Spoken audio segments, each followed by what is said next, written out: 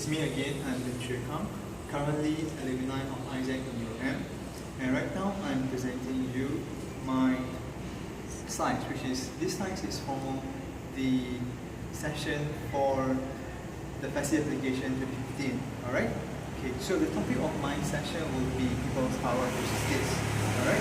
So, looking at people's power, the objective of this is to let delegates to be more aware of the current social and political state of Malaysia and around the world, and also to make a stand of what they think about and also to voice out their opinion. Okay, so going next, how the session flow is going like this. Firstly, the group of delegates will be divided into two groups, and these two groups will be in competition in developing a country. Alright, so in order to develop the country, each group has to pass project by a simple majority, meaning 50.1% of the people has to be in agreement with the projects. For example, in a group of 10 people, 6 people has to be in agreement of the projects, not 5, not 7, not 6. 6 will be sufficient. Alright, 7 will be more than enough. However, minimum is a 6. Otherwise, if there's only 5 people in agreement, alright, the project will not be passed. And this game will be measured in 20 years time, alright.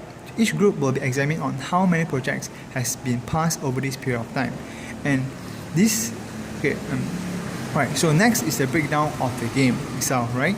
So next, delegates will be divided into group A and group B. And in each group, there will be people who are in agree, disagree, and they be ignorant about it.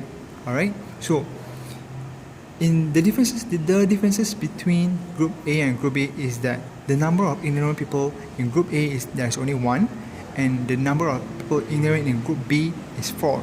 So what is special about this group of people who are ignorant, which is this: people who are ignorant, they refuse to vote, meaning that out of the 10 people, 1% cannot vote in group A, and out of the 10 people, 4% in group B, they will not vote. So this means that in group B, it is harder to get overall to get 6% in agreement with the projects. Alright, so here comes the next.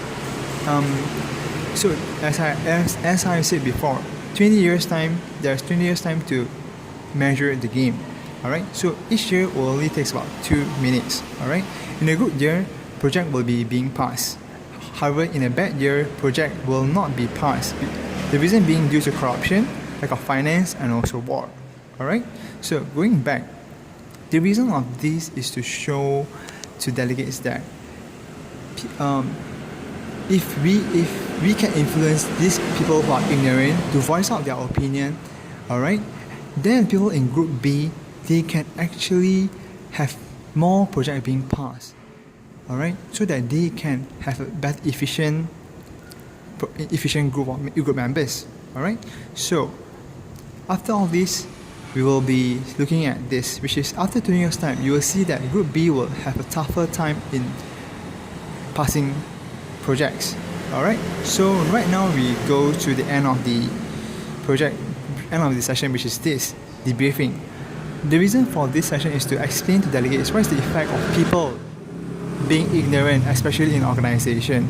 Alright, and this situation happens in all segments, happens in all society too. So you can see in the current political state of Malaysia, and we can see this very clearly. And I hope that this session will bring more awareness to our youth members so that they are aware of the social and political issues in my country, which is Malaysia, and also across the world. And this is my session. Thank you. Bye bye.